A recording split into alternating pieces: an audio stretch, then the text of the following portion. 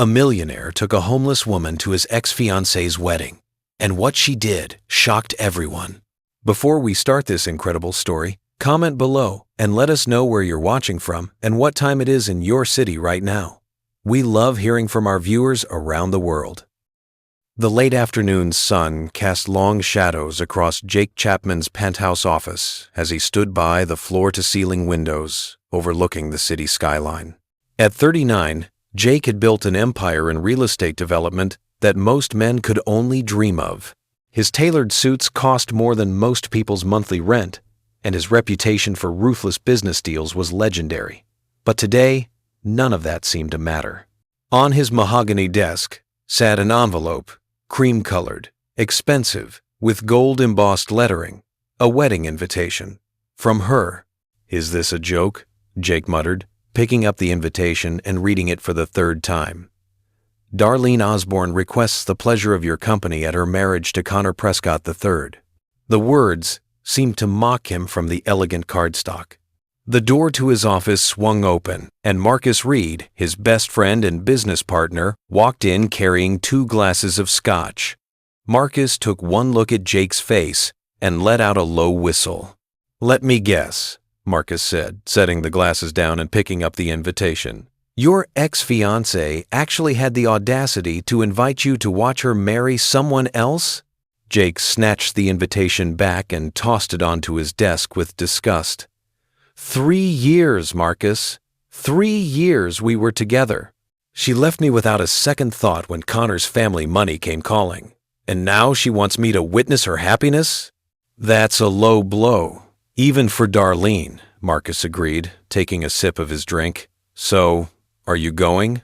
Jake let out a dry laugh. "And show up alone like some pathetic failure? Let her and all of high society see that Jake Chapman couldn't move on? No way." Marcus raised an eyebrow. "Then take someone. Show her you've moved on. Make her wonder what she gave up." Jake considered this, his mind already working through the possibilities. It was a good idea, but taking just anyone wouldn't be enough. Darlene knew all the socialites, all the models, all the eligible women in their circle. He needed to make an impact. To bring someone so unexpected, so intriguing, that it would leave Darlene and everyone else completely off balance. "You're right," Jake finally said, a calculating smile forming on his lips. "I need to make a statement." Later that evening, Jake left his office tower, his mind still racing with possibilities. The streets were busy with the usual rush of people heading home, street vendors closing up shop, and the constant hum of city life. He loosened his tie as he walked, still thinking about the wedding, about Darlene's smug face, about the perfect revenge. That's when he saw her. A young woman sat on the sidewalk in front of an upscale cafe, her back against the brick wall. She was dirty, there was no denying that. Her denim jacket was worn, her jeans had seen better days, and there was a visible stain on her beige tank top. Her hair, thick and dark, with beautiful natural texture, was pulled back but messy, as if she'd been sleeping rough. A small backpack sat beside her, but it was her face that stopped Jake in his tracks. She was beautiful, strikingly so. High cheekbones, full lips, and skin that glowed even beneath the grime. But what really caught his attention were her eyes. They weren't pleading like most homeless people he'd seen. They weren't desperate or broken. They were sharp, intelligent, and defiant, as if she were sizing up everyone who passed by and finding them all wanting. On impulse, Jake changed direction and walked toward her. He didn't know why. Maybe it was the challenge in her eyes. Maybe it was the desperation of his situation. Or maybe it was something else entirely. He approached slowly, hands in his pockets, looking down at her with his typical air of authority. "Hey, you need money?" The woman looked up, but not with gratitude. Her gaze was sharp, almost piercing, as if she were deciding whether he was even worth a second of her attention. Then, slowly, a smirk appeared on her lips. "What is this? A social experiment?" she asked, her voice rich with sarcasm. "You ask, and depending on my answer, you either toss me a coin or walk away feeling good about yourself." Jake's eyebrows lifted. No one talked to him like that. Not his employees, not his business rivals, certainly not someone in her position. It threw him off balance, and he wasn't used to that feeling. "Come with me to an event," he said, recovering his composure, "and I'll pay you enough to change your life." She let out a quiet chuckle, shaking her head slowly. "Enough to change my life? Wow." She looked him up and down, taking in his expensive suit, his designer watch, his perfectly styled hair. "Do you always use dramatic lines? Or just when you want to sound like some kind of savior?" There was pure sarcasm in her voice, and it threw him off more than it should have. Jake Chapman was not a man who got flustered, but this woman, this homeless woman, was challenging him at every turn. He kept his composure. "You just need to dress up, smile, and come with me to a social event. That's all." She tilted her head, amusement flickering in her dark eyes. "Oh, I see. You want me to be your decorative doll for the night? A little revenge plot against an ex, maybe?" Jake narrowed his eyes. This woman was far too perceptive. "If you don't want the offer, I can find someone else." She laughed, this time out loud, the sound somehow both bitter and amused. "Is this a joke? Because honestly, I don't see a line of candidates waiting around here." He pressed his lips together, frustration building. How the hell was she turning this around on him? He was offering her an opportunity, wasn't he? A chance to eat well, dress in expensive clothes, experience luxury for a night. Most people in her position would jump at the chance. But she wasn't most people. The woman stood up, dusted off her worn jeans, and stepped closer, too close for comfort. Jake could smell a faint scent of the city on her, but also something else. Something that suggested she hadn't always been on these streets. "I'll accept," she said, as if she were doing him a favor. Her voice was confident, almost regal. "But only because I'm curious." Jake felt something dangerous in the air between them. "Curious? Curious about what?" he asked. Suddenly suspicious. She smiled, her eyes glowing with an unreadable expression that sent a chill down his spine. "To see how far a man like you is willing to go?" Jake stood still for a moment, studying her face, trying to understand what game she was playing. Who the hell was this woman? "What's your name?" he finally asked. "Pamela," she said simply. "Pamela Freeman. I'm Jake Chapman." "I know," she said, picking up her backpack. "Your face is on enough buildings around here." 15 minutes later, Pamela settled into the passenger seat of Jake's Mercedes, her backpack at her feet. The leather was soft, the interior immaculate, and the car probably cost more than most people made in 5 years. But Pamela didn't gasp or exclaim or show any of the reactions Jake had expected. She simply kept her gaze fixed on the city passing by outside the window, observant. Calm, almost serene.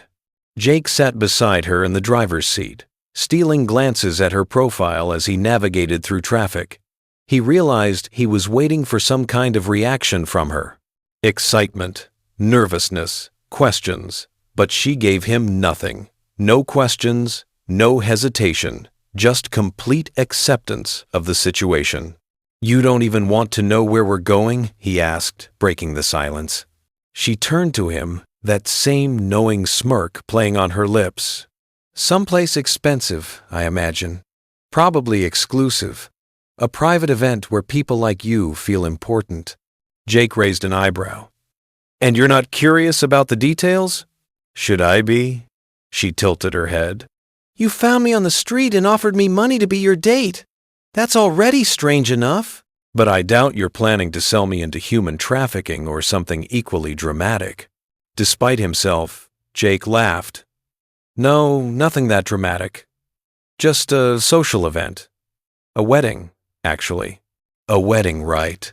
She nodded, as if this confirmed something she already knew. You have that look. What look? A man trying to get revenge on someone. Let me guess your ex is getting married, and you want to show her you've moved on. Am I close? Jake clenched his jaw. Pamela was reading him like an open book, and he didn't like it. His life was built on maintaining control, on never letting people see his true motivations. Yet this woman had figured him out in less than 30 minutes. And if you are? He asked, his voice tight. She shrugged, looking back out the window. Does it matter to me, as long as I get paid? Jake couldn't help but smile despite his frustration. He liked her attitude, the complete lack of judgment, the practical approach to an absurd situation. But more than that, he wanted to understand who this woman really was. Someone who accepted everything so easily, who showed no fear, who spoke with an educated vocabulary despite her circumstances. Minutes later, the car stopped in front of an elegant building in the heart of the city's fashion district.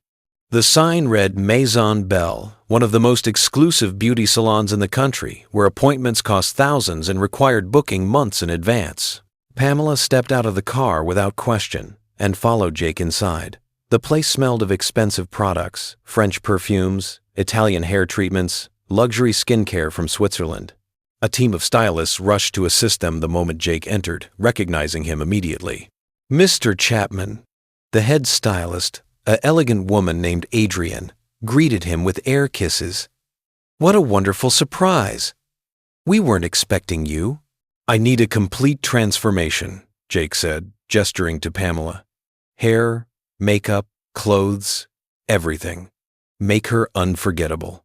The staff nodded professionally, though Jake caught the quick, curious glances they shot at Pamela. Within seconds, she was being ushered toward a styling chair, and an army of beauty experts descended upon her. If you want to change your mind, now's the time, Pamela said to Jake, as a hairdresser began gently untangling her hair. Change my mind about what? Jake asked. About me. She met his eyes in the mirror. I guess I was expecting someone more impressionable. Someone who would fawn over all this. Jake crossed his arms. Are you not impressed by anything? Not by this.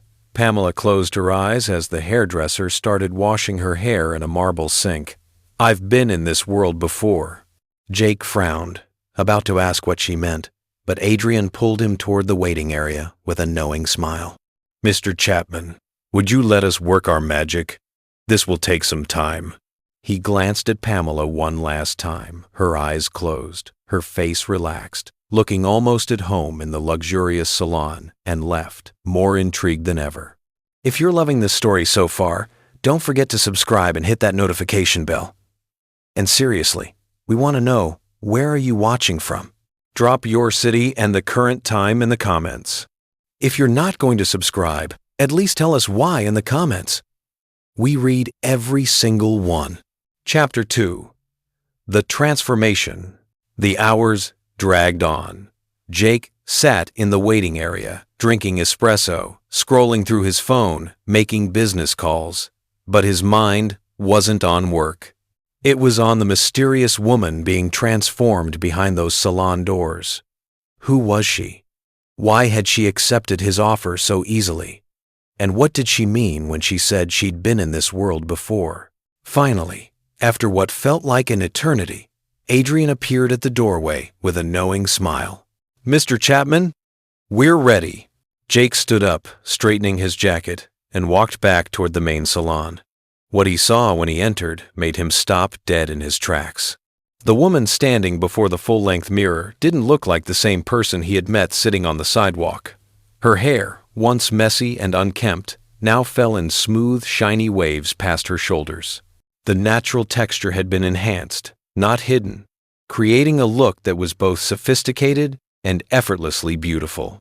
Her face, previously marked with dirt and exhaustion, was now flawless, her skin glowing with subtle makeup that accentuated her features rather than hiding them. Her eyes, lined with expert precision, seemed even more striking than before. She wore a deep emerald evening dress that hugged her figure perfectly, the color complementing her skin tone beautifully. High heels made her legs look endless, and her posture, already confident, now seemed almost regal. But what surprised Jake the most wasn't the transformation itself, it was her expression. She didn't seem shocked. She didn't look at herself with wonder or disbelief, the way someone might after such a dramatic makeover. Instead, she simply looked at herself in the mirror with a calm, observant gaze, as if she were remembering rather than discovering, as if she were reclaiming something that had once been hers. "What is it?" she asked, catching his gaze in the mirror. "Why are you staring?" Jake realized he'd been standing there with his mouth slightly open. He closed it, regaining his composure. "You look incredible. Close. Close. Close. Closing. Closing. Incredible. Thank you," she said simply, turning away from the mirror. "You don't look surprised," he observed. Pamela smiled, that same mysterious glint in her eyes. "Because I'm not." Jake crossed his arms, studying her carefully. "Who are you, Pamela?" She grabbed the designer clutch the stylist handed her, checking inside to make sure everything was there. Then she walked toward him, her heels clicking on the marble floor, her movements graceful and practiced. "Someone who knows how to seize good opportunities when they come," she said, passing him and heading toward the exit. Jake stood there for a moment, watching her go. The stylists exchanged knowing glances, clearly as intrigued as he was. Then he hurried after her, his mind racing with questions. The car glided smoothly down the illuminated road toward the Prescott estate. The sun had set, and the city lights sparkled like diamonds scattered across black velvet. Beside him, Pamela observed the landscape with that same irritating calm that had characterized her since the moment they met. Jake had expected her to show some anxiety or nervousness at some point. Most people would be terrified of attending a high society wedding, especially on such short notice, especially when they'd be under the scrutiny of the wealthy elite. But since leaving the salon, Pamela's composure had remained absolutely flawless, as if she were already familiar with this world, as if she'd done this 1,000 times before. "You're very quiet," Jake commented, glancing away from the road to look at her. "I'm just enjoying the silence," Pamela replied with a faint smile. "It's peaceful." He frowned. "Most people in your situation would be dazzled by all this. The transformation, the expensive dress, being driven to an exclusive wedding." She laughed softly, a sound that was both warm and somehow sad. "Maybe I'm not like most people, Jake." That was becoming increasingly clear.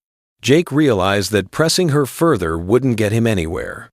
There was something about her that intrigued him deeply, but he wouldn't get answers easily.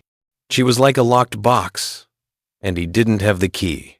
Not yet, anyway. The car finally stopped in front of the luxurious venue, the Prescott Estate, a sprawling property on the outskirts of the city that had been in Connor's family for generations.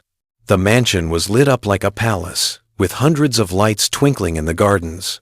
Outside, guests were already arriving in a steady stream of limousines and expensive sports cars, showing off their jewelry and designer dresses like peacocks displaying their feathers. Photographers and journalists lined the entrance, their cameras flashing constantly, ensuring every detail of this society wedding was documented for the gossip pages and lifestyle magazines.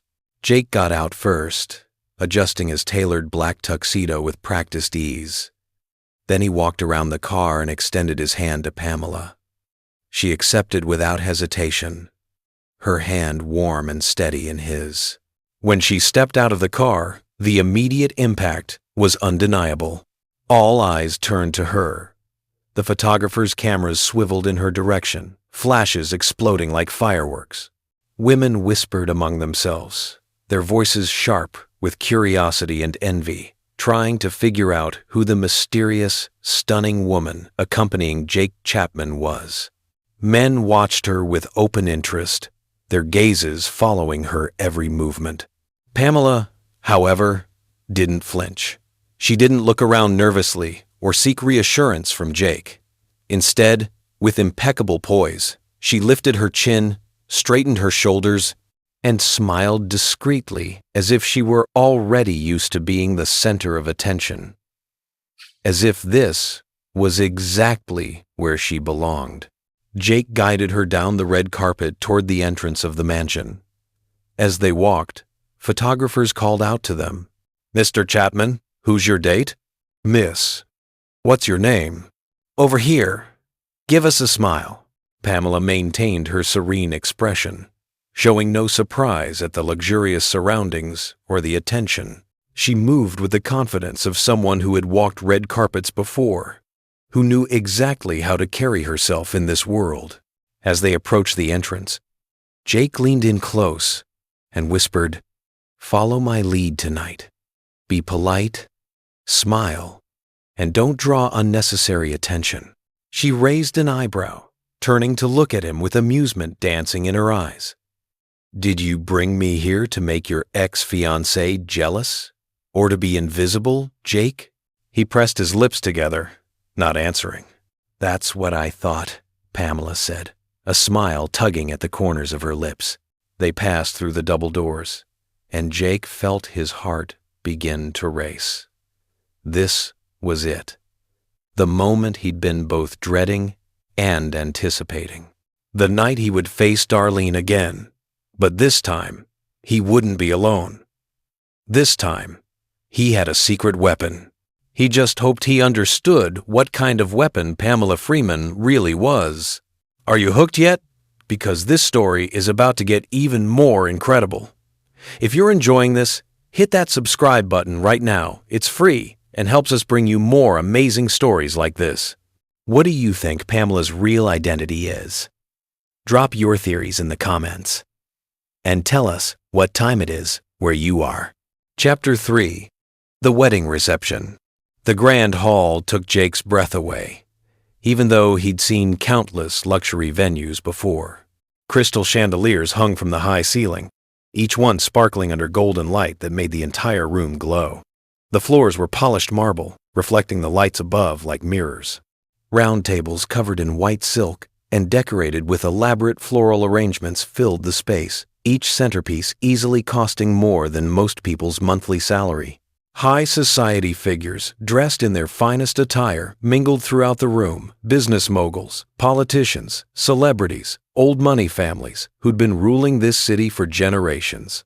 The air buzzed with conversation, laughter, and the subtle sound of classical music played by a live orchestra in the corner. It didn't take long for Jake to spot them. Darlene stood near the center of the room in a stunning white dress that probably cost more than a luxury car.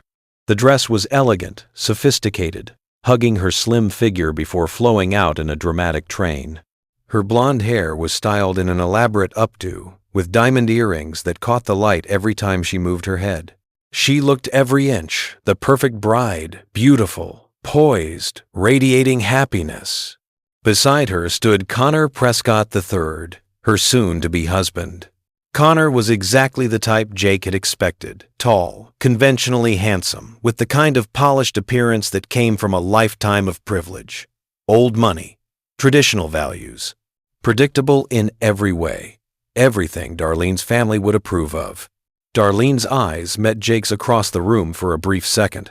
Surprise flashed across her face. She clearly hadn't expected him to actually come. But then her gaze landed on Pamela, and she froze. Her perfect smile faltered just slightly, and Jake saw her eyes narrow as she tried to figure out who this dazzling woman was standing next to her ex-fiancé. With a calculated smile, Jake placed his hand on the small of Pamela's back and led her directly toward the couple. He felt Pamela tense slightly under his touch, but she didn't pull away. "Darlene."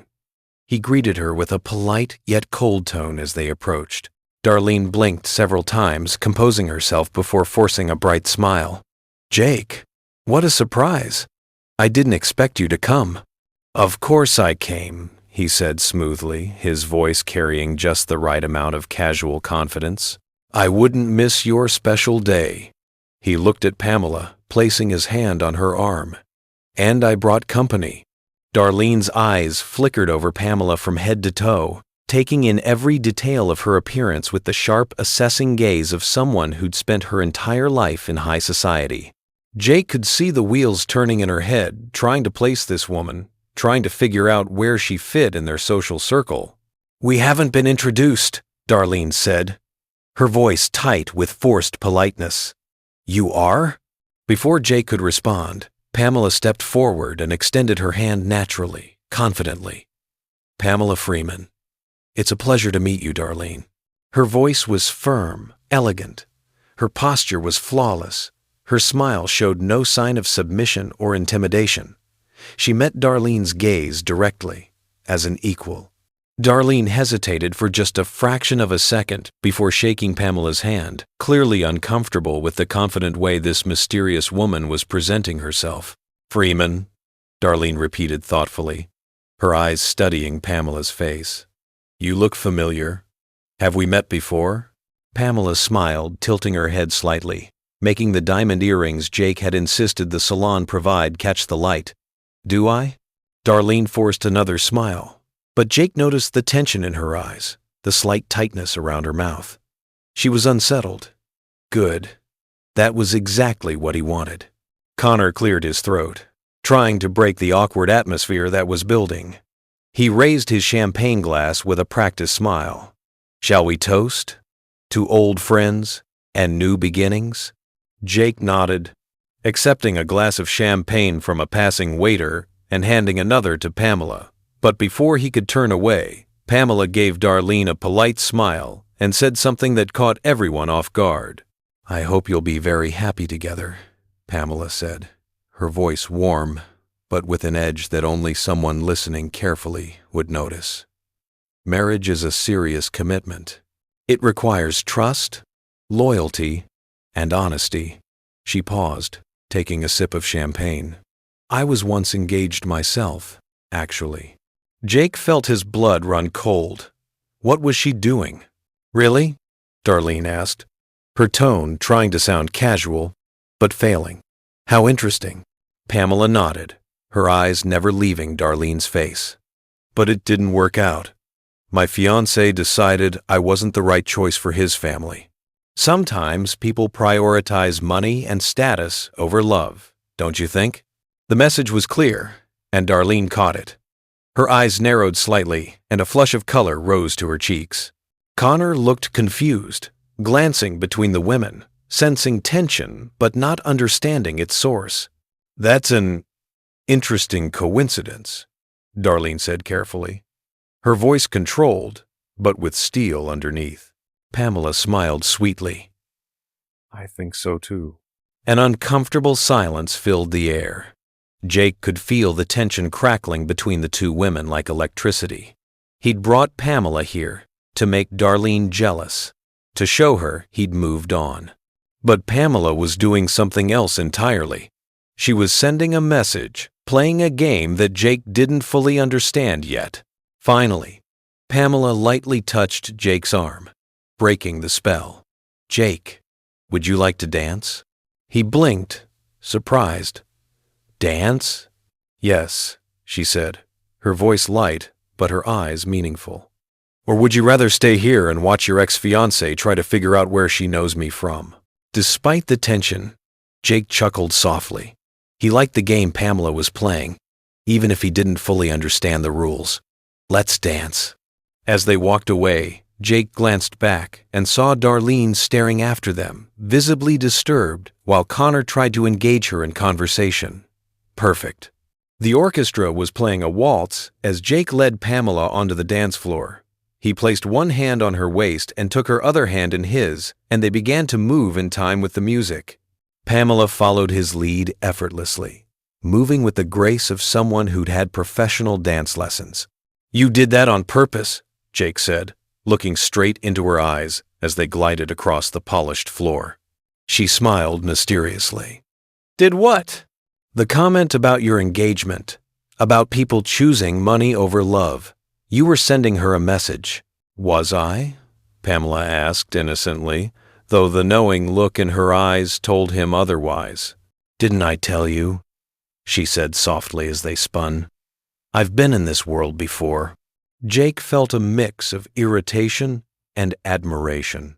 Pamela wasn't just a homeless woman he'd found on the street. She was intelligent, strategic, and she knew exactly what she was doing. She was playing her own game, and he was just beginning to realize he might not be in control of this situation at all. The music flowed smoothly, and they continued dancing, their bodies moving in perfect synchronization. Jake became aware of how close they were, how natural it felt to hold her, how her hand fit perfectly in his. Around them, other couples danced, but Jake barely noticed them. His attention was fixed entirely on the woman in his arms. "You keep surprising me," Jake murmured, leading her through a turn. "Is that a good thing or a bad thing?" Pamela arched an eyebrow. "I haven't decided yet." She laughed softly, her eyes sparkling with amusement. "I think you've already realized that I'm not exactly what I seem. I've realized that you know much more about this world than you should." Jake agreed. "The question is, why?" Before Pamela could answer, a group of businessmen approached them as the song ended. Jake recognized them immediately, investors and magnates he'd done business with over the years. They held champagne glasses and wore friendly smiles, but their eyes were sharp, assessing. "Lancaster," one of them said, using Jake's last name in the familiar way wealthy men often did with each other. He extended his hand. "You finally decided to show up at a social event. We were starting to think you'd become a complete hermit." Jake shook the man's hand firmly. "Richard, I thought it would be interesting to celebrate the happy couple." But the businessman's attention, like everyone else's, had already shifted to Pamela, studying her with undisguised interest. "And who is your lovely companion?" Before Jake could respond, Pamela stepped forward and extended her hand, naturally, confidently. "Pamela Freeman, it's a pleasure to meet you." She spoke with such natural confidence, such easy grace, that none of the businessmen questioned her presence. She fit in perfectly. "Freeman," one of them repeated, studying her face. "Your face looks familiar. Have we met at an event before?" Pamela smiled, keeping the mystery alive, neither confirming nor denying. "Perhaps. The world of high society can be quite small, can't it?" The businessman nodded thoughtfully, but didn't press further. "And what do you do, Miss Freeman?" another businessman asked, clearly intrigued by this mysterious woman who'd appeared at Jake Chapman's side. Pamela picked up a fresh glass of champagne from a passing waiter, swirling the liquid before answering. Jake watched her carefully, curious about what she would say. "I enjoy observing the financial markets," she said smoothly. "The rise in technology investments has been quite interesting lately, especially with the new startups focused on artificial intelligence and sustainable energy." There was a brief silence. Jake almost laughed at the surprised expressions on the businessmen's faces. None of them had expected such an articulate, knowledgeable response from what they probably assumed was just Jake's date for the evening. "That's a rather specific topic," one of the men commented, impressed despite himself. Pamela smiled, taking a sip of her champagne. "I just follow trends. After all, everything in business comes down to who gets the inside information first, doesn't it?" The men laughed, now completely at ease. Pamela had captured their interest, had spoken their language, had proven she belonged in their world. Jake watched in fascination as she commanded the conversation, answering their questions with intelligence and wit. But Jake's fascination was quickly turning to frustration. Pamela wasn't just fitting in, she was taking over. She was drawing attention, making an impression, becoming the center of gravity in the room. This was supposed to be his revenge plot, his moment to make Darlene jealous. But Pamela was writing her own script. Before Jake could intervene, a tall man with a distinguished appearance approached their group.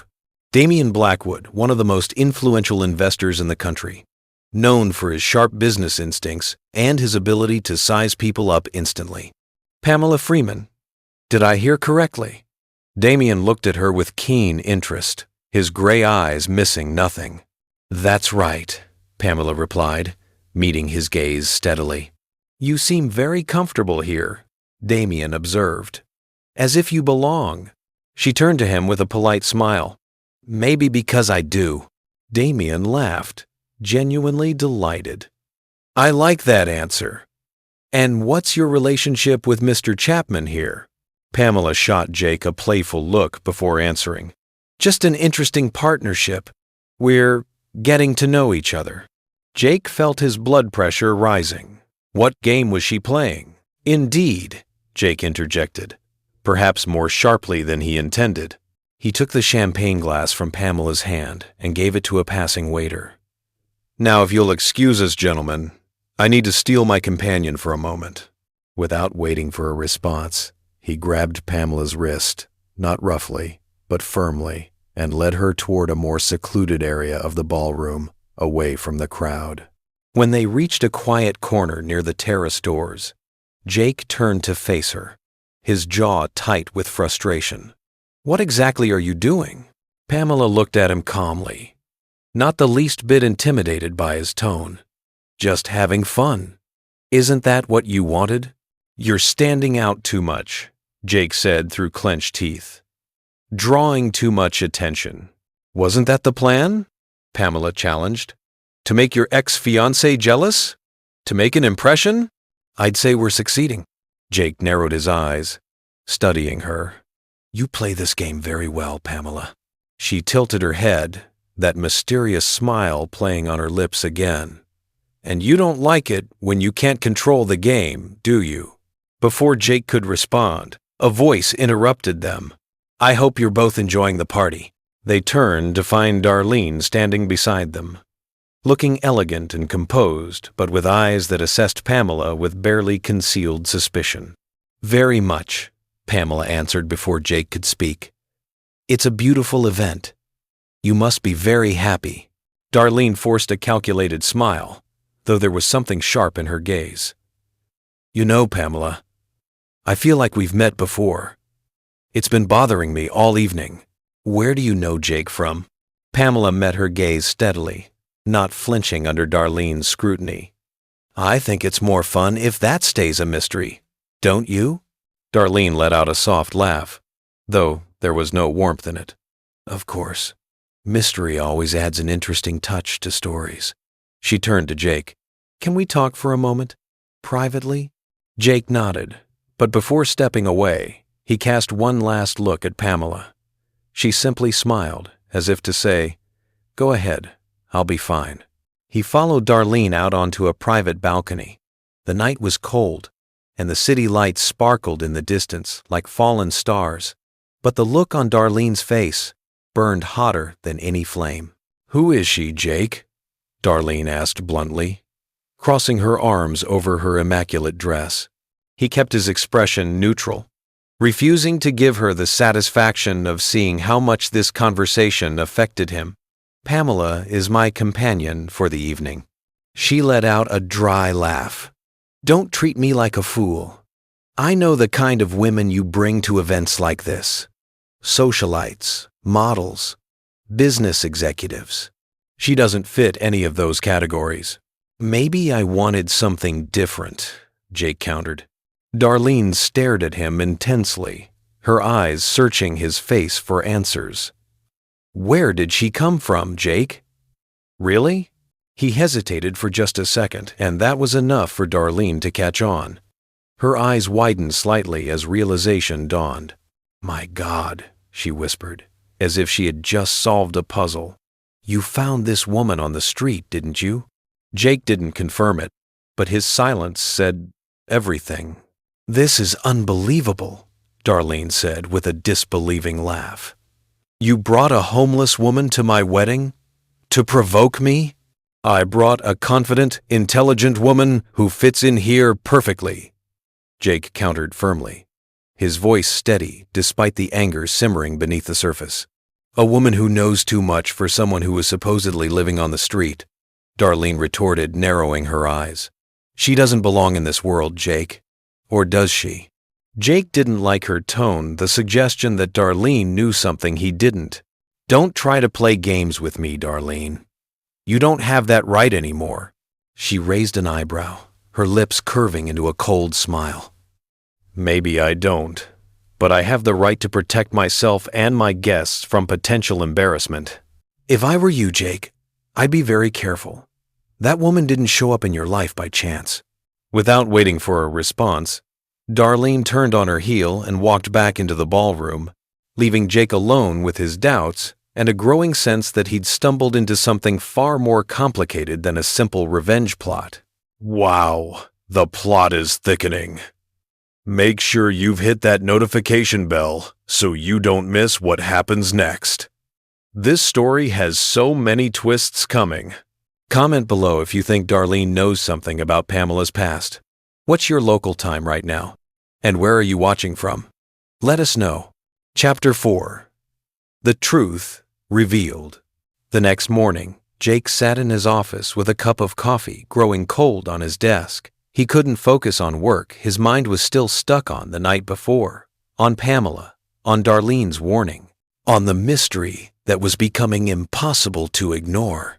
Pamela knew too much. She moved through high society with the ease of someone who'd been born into it. She spoke about finance and investments with real knowledge. She handled social situations with grace that came from years of training, not from living on the streets. And then there was that look Darlene had given him, that knowing look that suggested she recognized something about Pamela, something Jake was missing. He couldn't let this go. He needed answers. Jake picked up his phone and dialed a number he hadn't used in a long time. On the third ring, a gruff voice answered. "Chapman? That you?" "Marcus, I need you to look into someone for me," Jake said without preamble. Marcus Chen was Jake's private investigator, a former detective who now ran his own security and investigation firm. He was discreet, thorough, and expensive, exactly what Jake needed. "What's the name?" Marcus asked. "Pamela Freeman. That's all. I have no middle name, no address beyond a hotel I'm paying for." Marcus whistled low. "That makes things interesting. Most people leave digital footprints everywhere. Someone with only a first and last name? That's either someone very young or someone trying to hide." "I want to know everything," Jake said firmly. "Where she came from, who she really is, why she seems to know so much about high society despite supposedly living on the streets." "Understood. Give me 48 hours. Jake hung up and leaned back in his chair, staring out at the city skyline. If Pamela was playing him, he would find out, and if she wasn't, well, that would be even more interesting. Hours later, as evening approached, Jake found himself driving to the hotel where Pamela was staying. He'd put her up at the Grand Meridian, one of the city's finest hotels, with a suite that overlooked the river. He'd told himself it was to keep up appearances, to make sure she was comfortable. But the truth was, he wanted to know where she was, wanted to be able to find her. When he arrived at her floor, he went straight to her room and knocked on the door without calling ahead. It took a few seconds, but Pamela finally opened the door. She was dressed simply this time, jeans and a soft sweater, her hair down and natural, her face free of makeup. Yet, even like this, she looked beautiful. Her posture remained unwavering, that same quiet confidence radiating from her. "Were you expecting someone else?" Jake asked, crossing his arms. She didn't seem surprised by his visit. If anything, she looked amused. "Not really, but you don't seem like the type who announces his arrival, do you?" He studied her for a moment. "Can we talk?" She stepped aside, letting him enter. Jake walked into the suite, scanning the neatly arranged space. The bed was made, her few possessions organized carefully. There was no clutter, nothing out of place. Even in the short time she'd been here, she'd made the space feel intentional, controlled. There were still no signs that she had been living on the streets, no visible wear on her belongings, no desperate accumulation of free hotel amenities. Just simple, sparse living. "Have you always been this straightforward?" Pamela asked, closing the door behind him. "You don't like small talk, so why should I use it?" Jake countered, echoing her own words from their first meeting. She smiled at that. Touché. Jake turned to face her fully. "I want to know the truth, Pamela. The truth about what?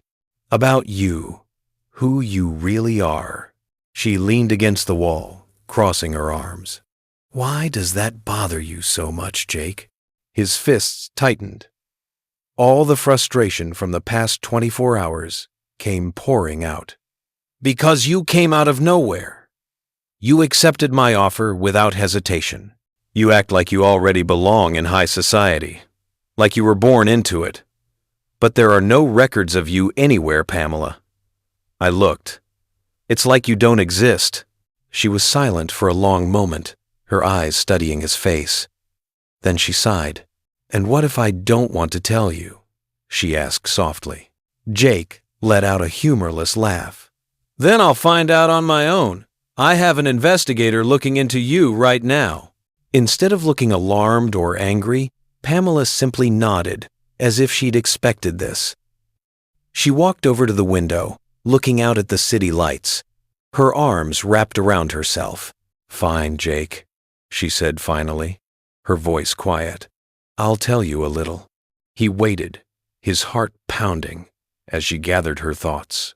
"I grew up in a world very similar to yours," Pamela began, still looking out the window.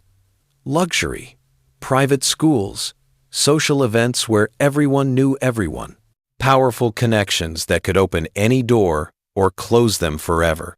She paused, and Jake saw her shoulders tense. "But that world can be cruel, especially when you become an obstacle to the wrong people." "What do you mean?" Jake asked, moving closer.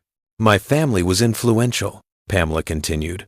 "My father, Marcus Freeman, he owned one of the largest construction companies in the country, Freeman Development. Maybe you've heard of it?" Jake's eyes widened. He had heard of it. Freeman Development had been a powerhouse 15 years ago, involved in major projects across the country. But the company had collapsed in a massive scandal involving fraud and corruption. The owner had died shortly after, and the family had disappeared from public view. "My father was an honorable man," Pamela said, her voice thick with emotion. "Respected by everyone who knew him. He built his company from nothing, worked every day of his life. He was good and honest and fair." "What happened?" Jake asked softly. "One betrayal made everything fall apart overnight." Pamela finally turned to face him, and Jake saw unshed tears shining in her eyes. "Someone he trusted destroyed everything he'd built." "Who?" Jake demanded. "Who betrayed him?" Pamela looked away for a moment, as if debating how much to say. Then she met his eyes again. "Someone I trusted too. Someone who came into our lives and pretended to care about us, about the business, about building something together. But in reality, she was manipulating everything from the start." Jake felt a chill run down his spine. "She?" Pamela nodded. "Darlene Osborne." The name hit Jake like a physical blow. He actually took a step back, his mind reeling. "What? That's not possible, isn't it?" Pamela's voice was bitter now. 20 years ago, Darlene's family approached my father about a partnership. They wanted to invest in Freeman Development to help expand our operations. My father trusted them. He thought they were honorable people, that this was a mutually beneficial arrangement. She walked to the couch and sat down heavily, as if the weight of her memories was too much to bear standing. But Darlene, she was learning the family business even then, grooming to take over someday.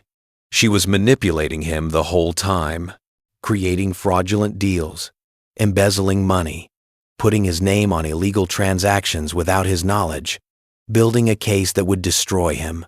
Jake sat down across from her, his head spinning. Why? Why would she do that?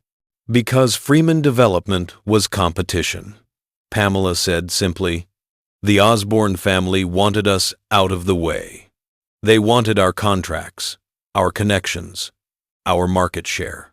And the easiest way to get it was to frame my father for crimes he didn't commit. When everything exploded, when the fraud was discovered, my father was accused of everything: corruption, embezzlement, money laundering.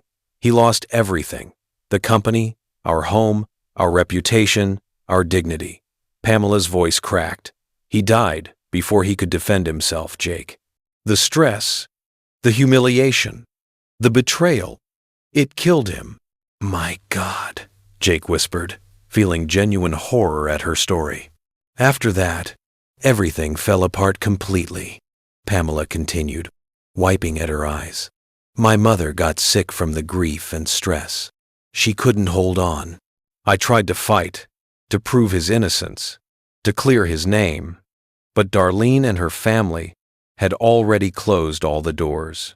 Their lawyers, their connections, their money, they buried the truth so deep no one could find it. In no time, I had nothing left. You survived on the streets, Jake said, finally understanding. Yes. Pamela looked at him with those defiant eyes he'd first seen outside that cafe. And that's how I learned never to trust anyone again. That's how I learned that the world of wealth and power is built on lies and betrayal. Jake stood up and walked over to her. He reached out and lifted her chin gently, forcing her to look at him. You don't have to do this alone anymore, Pamela. She pulled her face away, that defensive wall going back up. I don't need a savior, Jake. I know, he said, taking a deep breath. But that doesn't mean you have to carry everything by yourself. Pamela let out a soft laugh, but there was no humor in it. You think you can protect me? From Darlene? From the Osborne family? I think I want to try, Jake said honestly. I think I want to protect you. She blinked, surprised by the raw honesty in his voice. Why? He ran a hand through his hair, frustrated by his inability to explain what he was feeling. Because I don't know what's happening to me when I'm around you. I can't explain it, but you make me feel things I haven't felt in years. You make me want to be better, to do better. There was a long silence as Pamela studied his face, searching for any hint of deception or manipulation. But all she saw was sincerity. What does that mean? She finally asked, her voice barely above a whisper. It means you make me uneasy, Jake admitted. I've never felt this way before. I can't explain it, can't control it. I just know that I don't want to see you hurt. Pamela watched him for a long moment. Then, she looked away, clearly disturbed by the direction their conversation was taking. This doesn't change anything, she said firmly. I know what I came here to do. I know, Jake said softly. And what about Darlene? Pamela asked, meeting his eyes again. After everything I just told you about what she did to my family, about the kind of person she really is, do you still not see who you almost married? The mention of his ex-fiancée's name brought Jake back to reality. If everything Pamela had just told him was true, then Darlene wasn't just someone who'd broken his heart. She was a criminal who destroyed an entire family. She'd built her fortune on lies and theft. If everything you said is true, Jake said slowly, then I don't know who she really is, at all. Pamela nodded, a grim satisfaction in her eyes. Good, because I do, and I won't stop until I settle the score. Jake remained silent. He knew he wouldn't be able to convince her to back down. The fire in her eyes, the determination in her voice. This was a woman on a mission, and nothing he said would change that. Then I'll be by your side, he finally said. Whatever you need to do, whatever evidence you need to gather, I'm with you. Pamela gave him a small, bittersweet smile. Even knowing this could end very badly? That the Osbornes have power, connections, lawyers who could destroy both of us? He took a step forward, closing the distance between them until they were just inches apart. Even then, they stood there for a moment, the air thick with tension and unspoken feelings. Jake realized he'd crossed a line he hadn't intended to cross. This wasn't just about revenge anymore. This wasn't just about making Darlene jealous or winning some petty game. This was real. And it was dangerous. And he was in far deeper than he'd ever planned to be. But as he looked into Pamela's eyes, seeing the vulnerability she tried so hard to hide behind that wall of defiance, he knew he couldn't walk away now, even if he wanted to. They were in this together. Chapter 5. The Takedown. The next morning, Jake woke to his phone ringing. He grabbed it groggily, seeing Marcus Chen's name on the screen. "Tell me you found something," Jake said, answering immediately. "You're not going to believe this, Chapman," Marcus replied, his voice tight with tension. "I've been digging all night, and this Pamela Freeman? She's exactly who she says she is. Or was." Jake sat up in bed, suddenly wide awake. "What do you mean?" Pamela Freeman, daughter of Marcus Freeman, the construction magnate. Her story checks out the fraud charges against her father, the family's downfall, everything. But here's where it gets interesting. Go on. The official story is that Marcus Freeman orchestrated a massive fraud scheme, and that's what brought down his company. But I found some sealed court documents, old testimonies that were never made public. And guess whose name keeps appearing in the background? Darlene Osborne, Jake said, his voice cold. Bingo. The Osborne family was involved up to their necks in Freeman development before it collapsed. And from what I can piece together, they had motive, means, and opportunity to frame Marcus Freeman for crimes they likely committed themselves. Jake felt rage building in his chest. "Can you prove it?" "Not yet. The Osbornes are good at covering their tracks. But Chapman, there's something else you need to know. Darlene knows Pamela is in town, and she's making moves." "What kind of moves?" "She's been reaching out to lawyers and journalists. Word is, she's planning to expose something about Pamela publicly. Some kind of preemptive strike to discredit her before Pamela can do anything." Jake threw off his covers and stood up. "When?" "Soon. Maybe today, maybe tomorrow. She's moving fast." "Thanks, Marcus. Keep digging. I need everything you can find on the Osbornes and their connection to Freeman development." "Already on it." Jake hung up and immediately grabbed his clothes, dressing quickly. He had to warn Pamela, had to figure out what their next move should be. This was escalating faster than either of them had anticipated. When Jake arrived at Pamela's hotel suite, he found the door slightly ajar. His heart stopped. He pushed it open slowly, fear coursing through him. "Pamela?" She emerged from the bedroom, dressed and alert. In her hand was a newspaper. "I know," she said simply, holding up the paper. She made her move. Jake took the newspaper from her. The headline made his blood boil. "Freeman Heiress Returns. From Luxury to the Streets. A Cautionary Tale of Corruption." The article was brutal, painting Pamela as the daughter of a criminal who'd lost everything through her own family's corruption and greed. It twisted the facts, made her appear to be trying to weasel her way back into high society through any means necessary. There were photos of her from the wedding, with captions questioning who this mysterious woman was and what her motives were. "Did you see it?" Pamela asked, her voice eerily calm. Jake looked up from the article, fury burning in his chest. "This is character assassination. Darlene's trying to destroy your credibility before you can tell your side of the story." "She's trying to destroy me," Pamela corrected. "Again." He clenched his fists, crumpling the newspaper. "This isn't going to work. We won't let her win." Pamela let out a soft laugh, but there was steel in her voice. "You always have that absurd confidence." He walked over to her and gently held her chin, making her look at him. "Because I never lose, Pamela, and we're not losing this time." Her eyes flickered with something close to hope, but determination quickly took over. "Then let's make sure she loses this time." Jake nodded. "It's time to bring Darlene Osborne down. For good." They spent the rest of the day with Marcus Chen and his team, going through everything they had.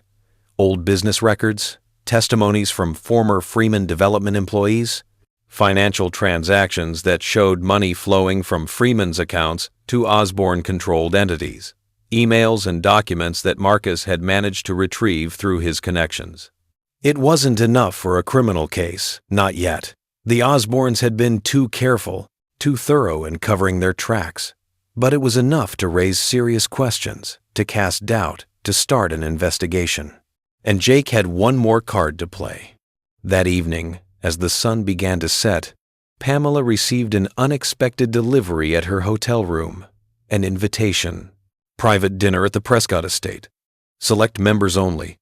Your presence is requested. She showed the invitation to Jake, who had come back to her suite to discuss strategy. This is obviously a trap, Jake said, reading the elegant script. I know, Pamela replied, her voice calm. He looked at her sharply.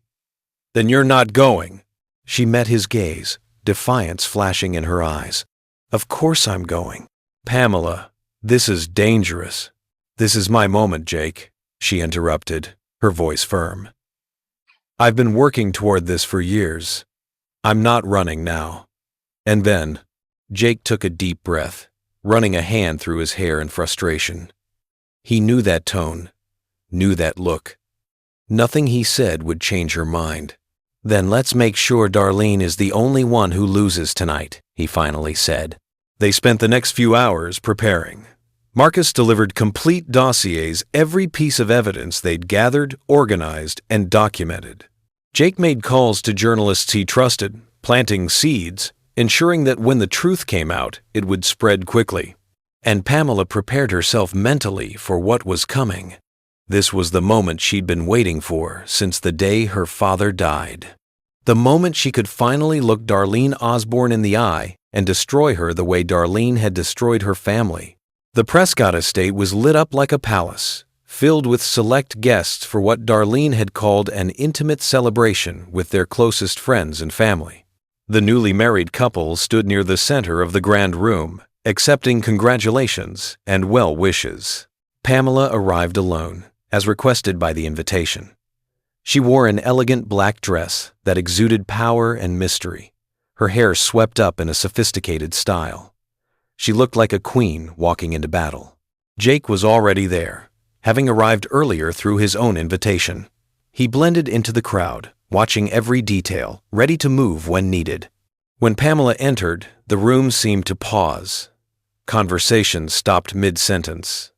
Eyes turned to watch her graceful entrance. And there, near the center of it all, Darlene watched with a smile that didn't reach her eyes. "Pamela!" Darlene called out, her voice carrying across the room. "I'm so glad you accepted my invitation." Pamela walked toward her, head held high.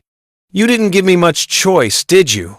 She accepted a glass of champagne from a passing waiter, taking a small sip while maintaining eye contact with Darlene. "I hope you've enjoyed the attention you've been getting lately," Darlene said, tilting her head. "The media really loved your story. Such a tragic tale." "I've gotten used to being the center of attention," Pamela replied smoothly. "Something you've always wanted, haven't you, Darlene? To be noticed, to be important, to matter." Darlene's eyes flashed with anger for just a second before she regained her composure. "Pamela, dear, you've lost again. No matter what you try, you'll never be someone in this world again. You're the daughter of a criminal. That stain doesn't wash off." Pamela smiled slowly. "You're wrong." "What do you mean?" Darlene's confidence wavered slightly. That's when Jake appeared at Pamela's side, his imposing presence making Darlene stiffen. "Dear Darlene," Jake said, his voice cold and formal. "It looks like you didn't read the papers today." He handed her a thick envelope. Darlene opened it with trembling hands, her face going pale as she read the first page. Inside was a complete dossier, documents, financial records, recordings, signed testimonies, undeniable evidence of her family's involvement in the Freeman Development scandal. This is fake, Darlene whispered, her hands shaking. This can't be real. Oh, it's very real, Pamela said triumphantly, stepping closer. And tomorrow morning, it'll be on every front page in the country. I made sure of it. Darlene looked around wildly, realizing that all eyes in the room were now on her. Guests whispered to each other, pulling out their phones, already searching for news. The scandal was beginning here, now, in front of everyone who mattered. You can't do this to me.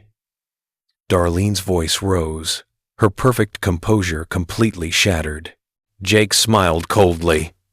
We just did, and it feels exactly like justice, just like what you did to the Freeman family. Connor stepped forward, confusion and alarm on his face. Darlene, what is he talking about? What evidence? But before anyone could respond, the doors to the estate swung open. 2 police officers walked in, followed by a prosecutor in a dark suit.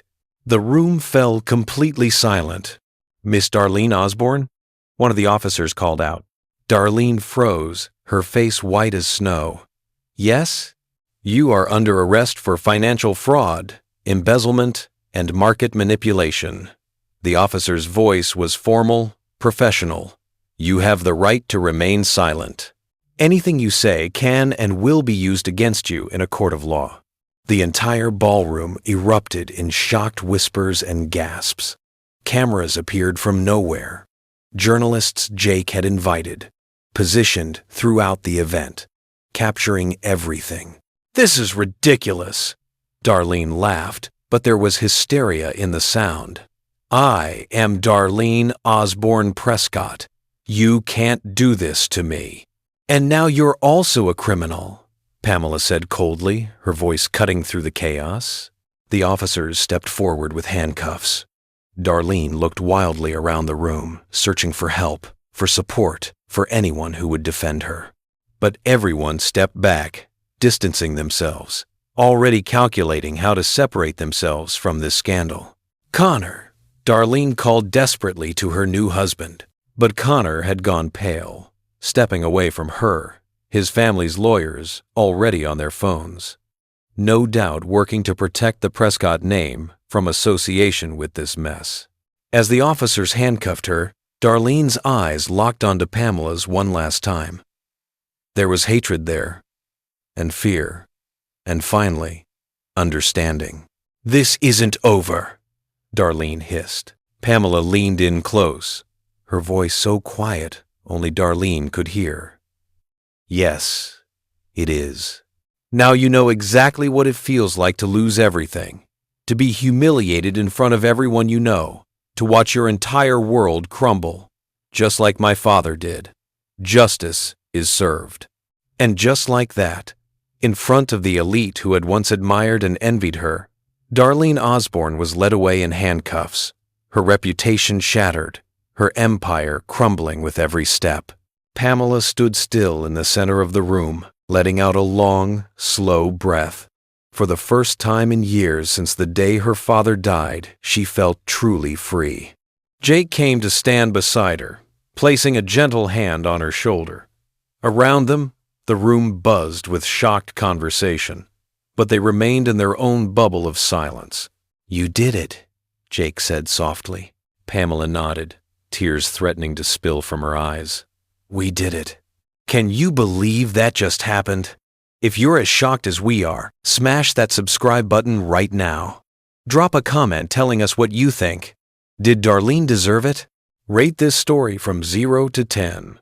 And if you won't subscribe, tell us why in the comments. We genuinely want to know. What time is it where you are? Let us know. Chapter Sesht. New Beginnings. The next day, news of Darlene Osborne's arrest dominated every media outlet in the country. The story had everything: wealth, betrayal, revenge, justice. Her financial empire began to collapse within hours as investors pulled out and business partners scrambled to distance themselves from the scandal. That evening, Pamela stood in Jake's penthouse, looking out over the city through the floor-to-ceiling windows. She held a glass of wine, but she hadn't taken a sip. Her mind was far away, processing everything that had happened. Jake came to stand beside her. "You did it," he said quietly. "Darlene will pay for what she did to your family." "We did it," Pamela corrected, turning to look at him. "I couldn't have done this without you, Jake." He smiled. "So what now? What's next?" For Pamela Freeman. She turned back to the window, her reflection ghostly in the glass.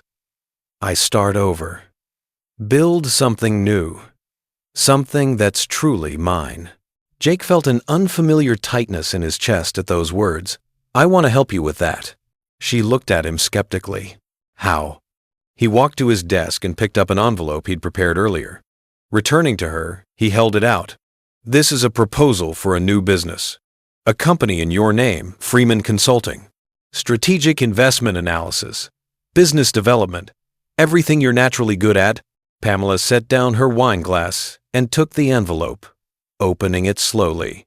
Inside was a complete business proposal, already reviewed by lawyers, with initial funding secured. She blinked in surprise. "What? Jake? I can't." "Yes, you can," he interrupted gently. "I want to start something for you. A business of your own, with your name, your independence, everything your father would have wanted for you." She set the papers down, crossing her arms. "Jake, I don't need your charity."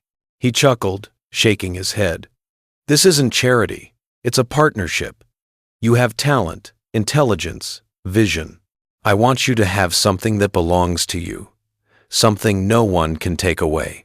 Pamela hesitated, looking between him and the proposal. Finally, she sighed. "All right, but on one condition." "What condition?" She stepped closer, her eyes locked on his. "I do this my way. Full control, my decisions, my rules." Jake smiled. "I wouldn't have it any other way." In the weeks that followed, Freeman Consulting was born. Pamela threw herself into building the business with the same fierce determination she'd shown in bringing down Darlene. She assembled a team, reached out to old family contacts who remembered her father fondly, and slowly began to reclaim her place in the business world. And through it all, Jake was there, never imposing, never controlling, just present and supportive. He started small, with gestures that seemed casual but meant everything to Pamela. Every morning, she'd find a fresh cup of coffee on her desk in the temporary office Jake had arranged for her, with a simple note: "To keep you going." Then came the dinners. Jake would show up at her office as she was closing up, suggesting they grab food together. "Is this a date?" Pamela asked one evening, suspicious but smiling. "Just dinner between business partners," Jake replied with an innocent expression. And then there were the small surprises. One night, after an especially long and difficult day dealing with a particularly challenging client, Pamela returned to her office to find a bouquet of white lilies on her desk, with a note that read, "I know you like coffee more than flowers, but I hope you'll enjoy these anyway." She found herself laughing, feeling something warm unfold in her chest. But Jake wasn't just trying to win her affection with romantic gestures. He was supporting her in more meaningful ways. When an unscrupulous investor tried to deceive her into a bad deal, Jake was the first to warn her, using his connections to uncover the truth. When the media tried to twist her story, painting her as vindictive rather than justified, he used his influence to ensure the full truth was told. And when Pamela had rough days, when the weight of rebuilding her life felt overwhelming, he would show up with a bottle of wine and a concerned look. "Want to talk about it?" he'd ask. At first, Pamela resisted opening up. But gradually, she found herself trusting him, sharing her fears and frustrations. Jake listened without judgment, offering support without trying to fix everything for her. Months passed. Freeman Consulting grew stronger with each passing week. Pamela finally felt like she had control over her life again, like she was building something real and lasting. But there was something she couldn't deny anymore, something she'd been trying to ignore. William was always there, in every important moment, supporting her, believing in her, making her laugh when she wanted to cry. She tried to ignore the feelings that surfaced every time he smiled at her, every time his hand accidentally brushed against hers, every time he looked at her with those intense eyes that seemed to see right through all her defenses. But she couldn't ignore it forever. One evening, after a particularly successful business deal had closed, Jake came to her office with a serious expression. "Pamela, I need to tell you something," he said, closing the door behind him. She looked up from her computer, sensing the weight in his voice. "What is it?" He took a deep breath, as if gathering courage. "I'm in love with you." The words hung in the air between them. Pamela felt her heart stop, then race. "Jake, I know it might be too soon," he continued, the words rushing out now that he'd started. "I know we've been through so much together, and maybe this complicates things, but I can't pretend anymore. I can't keep hiding how I feel." Pamela stood up, her heart pounding in her chest. She looked away, trying to process what he'd just said. "I can't," she finally whispered. Jake's face fell. "What do you mean?" "I can't do this right now," Pamela said, her voice breaking slightly. "Jake, I just got my life back. Freeman Consulting is just getting started. I need to focus on rebuilding everything I lost. I can't handle a relationship on top of everything else." Jake nodded slowly, though she could see the hurt in his eyes. "All right, I understand." "Do you?" Pamela looked at him, feeling torn between what she wanted and what she thought she should do. "Yes," he said softly, though his voice was tight with emotion. "I understand that you need time, that you need space to build your life on your own terms. I respect that." She gave him a sad smile. "You always understand, don't you?" "But Pamela," Jake said, his voice stronger now, "I need you to know something. I'm not a man who gives up easily, especially not when it comes to someone this important." Before Pamela could respond, he turned and left her office, leaving her standing alone with her thoughts and her conflicted heart. In the following weeks, true to his word, Jake didn't give up, but he also didn't pressure her. Instead, he showed her through actions what words couldn't fully express. The coffee kept appearing on her desk every morning. The surprise dinners continued, though Jake never pushed for them to be more than friendly business meetings. Small gifts appeared, books he thought she'd enjoy, articles about industries she was interested in, little things that showed he paid attention to who she was and what she cared about. One evening, Pamela attended a major business networking event, one of the first where she was representing Freeman Consulting publicly. She moved through the room with growing confidence, greeting investors and CEOs, making connections, building her network. But about halfway through the night, she felt someone watching her. She turned to find Gregory Stone, a rival investor known for his aggressive tactics and wandering hands, approaching with a charming smile.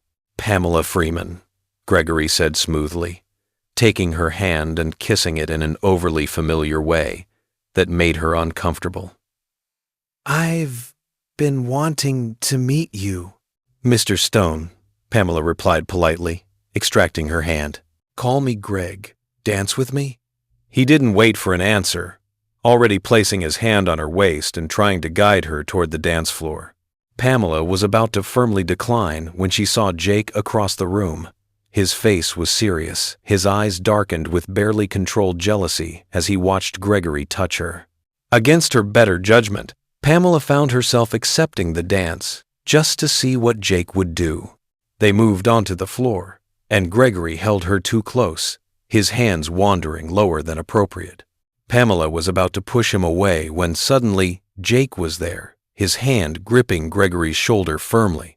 "May I cut in?" Jake's voice was polite, but there was steel underneath.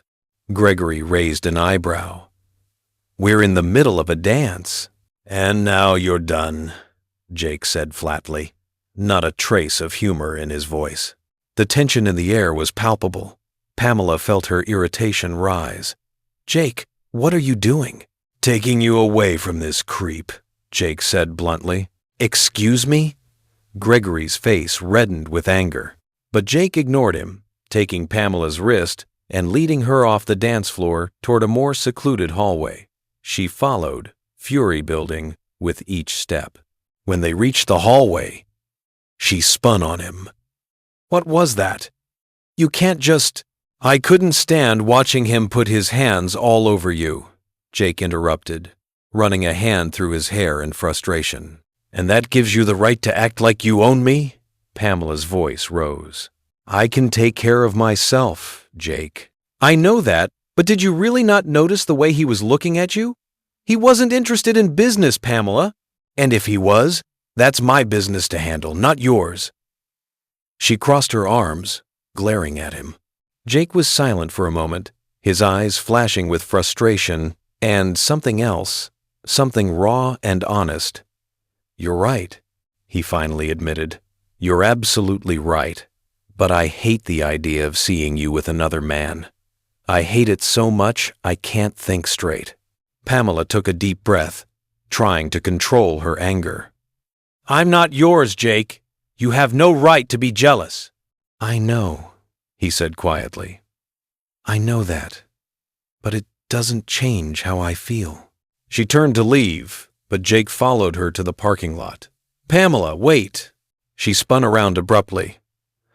"What more do you want?" "I want you to listen to me," he said, his voice desperate now. "I want you to understand that I'm not trying to control you or own you.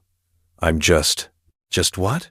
"Terrified of losing you," he admitted, the words seeming to cost him something. "Terrified that you'll realize you don't need me, that someone else will see how amazing you are and take you away before I ever really had a chance." The tension between them was explosive. Jake stared at her intensely, and Pamela felt her body buzzing with adrenaline and something else, something she'd been trying to deny for months. Then, suddenly, he pulled her toward him and kissed her. It was a desperate kiss, filled with months of suppressed longing, anger, and desire. Pamela froze for just a second, her mind screaming at her to push him away. But her body had other ideas. She found herself kissing him back, her hands gripping his jacket, pulling him closer.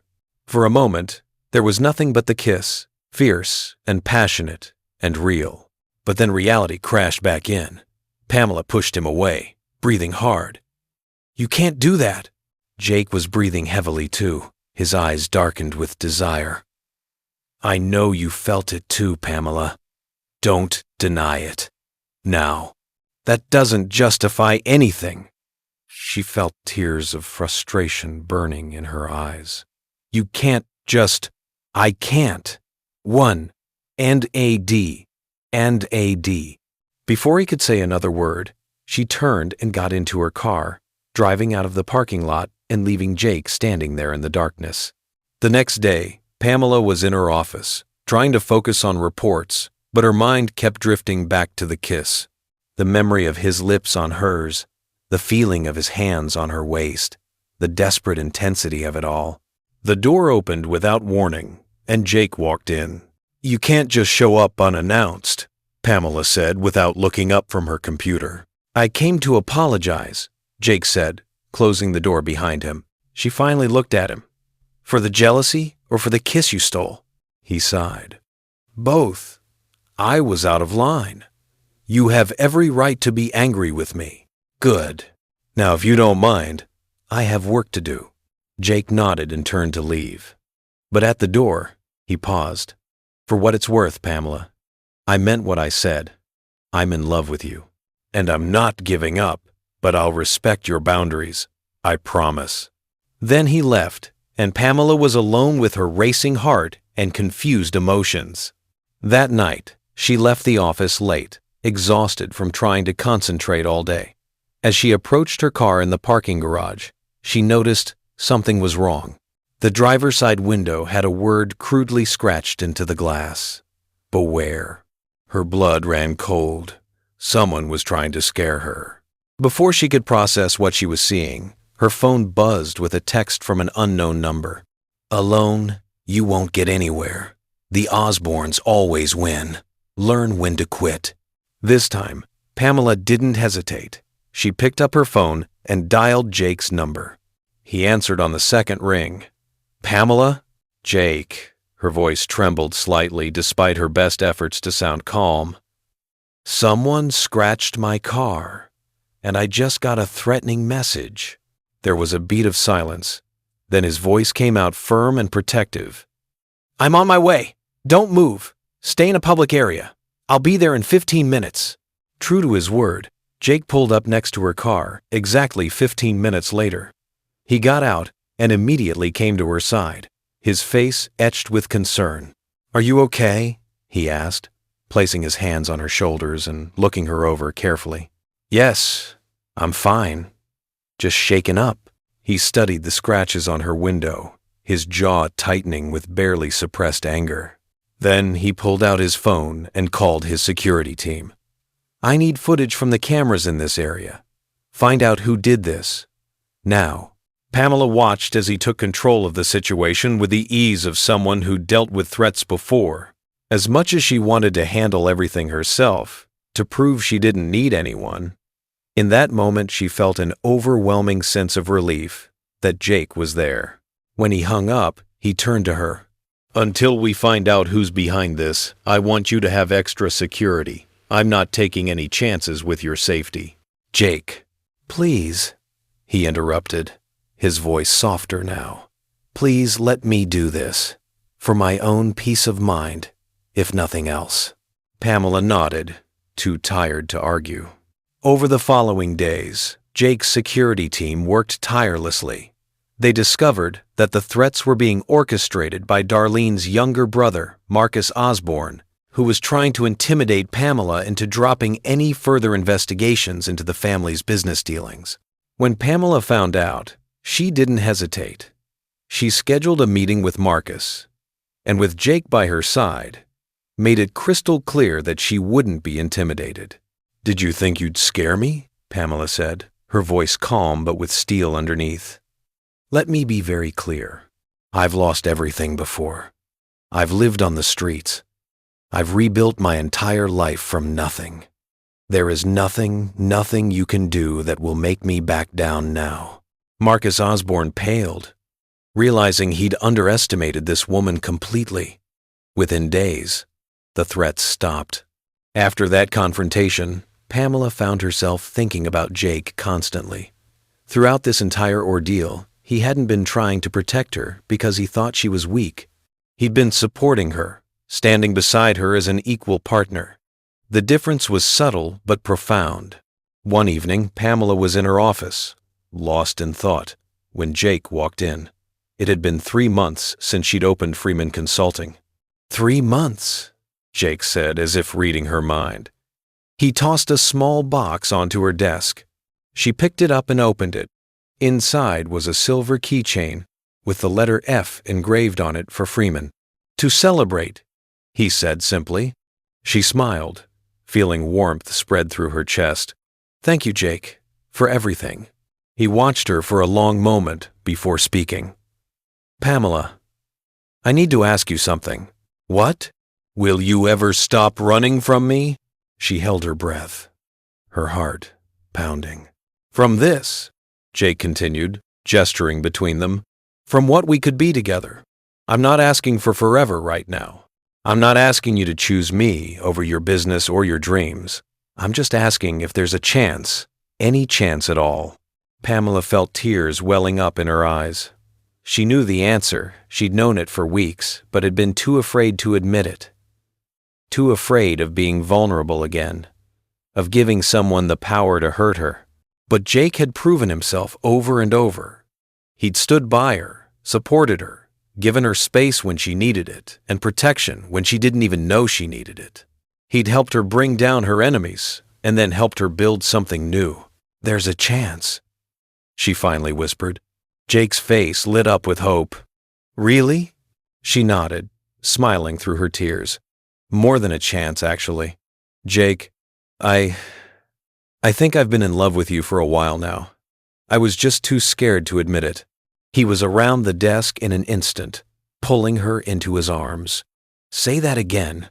I love you, Pamela said more confidently this time. I love you, Jake Chapman. He kissed her then, not the desperate, stolen kiss from the parking lot, but something softer, deeper, full of promise and hope. When they finally pulled apart, they were both smiling. I've been waiting to hear you say that, Jake murmured against her lips. I know. You're very patient. Only when it matters most. 6 months later, Jake took Pamela to a private lakeside property he owned outside the city. It was a beautiful, secluded spot where the water reflected the mountains in the distance and the air smelled of pine and possibility. They walked along the shore, hand in hand, talking about everything and nothing. Then Jake stopped and turned to face her. Before I met you, he began, I was arrogant, ambitious, and cold. I only cared about power and money and winning. But then you came into my life and challenged everything I thought I knew about myself. Pamela stayed quiet, listening intently. You were the first person who wasn't afraid to stand up to me, who saw through all my defenses and called me out when I was being an idiot. You made me realize I was surrounded by people who just said yes to everything I wanted. You made me want to be better. He reached into his pocket and pulled out a small box, and Pamela's eyes widened. Pamela Freeman, Jake said, opening the box to reveal a stunning diamond ring. I want to do this the right way. I want to love you the way you deserve, with respect, with patience, with honesty, with all my heart. Will you marry me? Tears streamed down Pamela's face as she nodded. Yes, Jake, I'll marry you. He slipped the ring onto her finger and pulled her into a passionate kiss as the sun set over the lake, painting the sky in shades of pink and gold. The wedding took place in a beautiful garden by the sea. White flowers decorated the altar, and elegant chairs were arranged for their guests. The sound of the ocean, in the background, created the perfect atmosphere. When Pamela appeared at the entrance in her white dress, Jake felt his heart stop. She was absolutely stunning. Her natural beauty, enhanced by the simple elegance of her gown. But what captivated him most was the sparkle in her eyes, the happiness, the love, the absolute certainty that this was right. When she reached the altar, Jake took her hands and whispered, "You look beautiful." She smiled, tears of joy in her eyes. The officiant spoke about love, partnership, and the meaning of building a life together. Then it was time for the vows. "Pamela," Jake began, his voice strong and clear. "From the moment I first saw you, you challenged me. You never bowed down to me, never blindly accepted my decisions. That's what made me fall in love with you. You taught me to be a better man. You made me see that power and money mean nothing if I don't have someone by my side to share life with. I promise to love you, respect you, and make you happy every day of my life." Pamela could barely contain her emotion as she began her vows. "Jake, I spent my life fighting alone, thinking I could never trust anyone again. But you were persistent. You never gave up on me, even when I pushed you away. Today, I know I never want to live without you. You are my partner, my love, my home." They exchanged rings, and when the officiant declared them husband and wife, Jake pulled Pamela into a passionate kiss as their guests applauded. The honeymoon was perfect romantic destinations, beautiful moments, and the joy of simply being together, without the weight of revenge or rebuilding hanging over them. When they returned, their life as a married couple was even better than they'd imagined.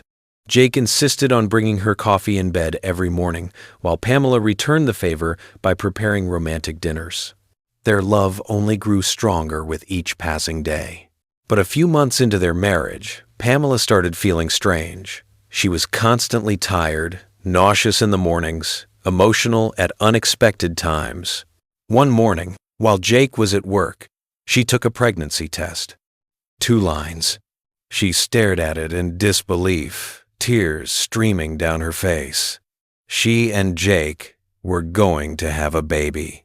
When she went to the doctor for confirmation, the surprise was even bigger. "Mrs. Chapman," the doctor said with a warm smile, "you're not just pregnant, you're expecting twins." Pamela laughed and cried at the same time. Twins, 2 babies, a family. When Jake got home that evening, she was sitting on the couch, holding the ultrasound image, her eyes shining with tears. "Pamela, what's wrong?" Jake rushed to her side, concern etched on his face. She looked at him and smiled through her tears. "Jake, I'm pregnant." He froze for a second, his brain trying to process the words. "What?" She took his hands and placed the ultrasound image in his palm. "We're having twins." Jake's eyes widened as he looked at the image, seeing the 2 tiny shapes that would become their children. A huge smile spread across his face, and he let out a laugh of pure joy. "Oh my God!" He pulled her into a strong embrace. "We're having 2 babies!" "Yes," she laughed, holding him tight. He pulled back just enough to look at her face, his hands cupping her cheeks. "You just gave me the best news of my life." She laughed through her happy tears. "I love you so much, Jake." "And I love you more than I ever thought possible." The following months were a whirlwind of preparations, doctor's appointments, and growing excitement. Jake became even more protective, spoiling Pamela constantly. He talked to the babies every night before bed, gave her foot massages when her feet swelled, and insisted she didn't overwork herself at Freeman Consulting. Finally, at the baby shower, surrounded by friends and family, they revealed they were expecting a boy and a girl. Jake held Pamela close and whispered, "We built an empire together. Now we're building a family." She smiled, her heart overflowing with happiness. "And it'll be the best one ever." In that moment, surrounded by love and looking forward to the future, Pamela knew she had everything she'd ever dreamed of: a successful business bearing her father's name, a husband who loved and respected her, and soon, 2 children who would grow up knowing they were wanted and loved. She would never be alone again. She had found her home, her family, her happily ever after, and it was more beautiful than she could have ever imagined. What an incredible journey.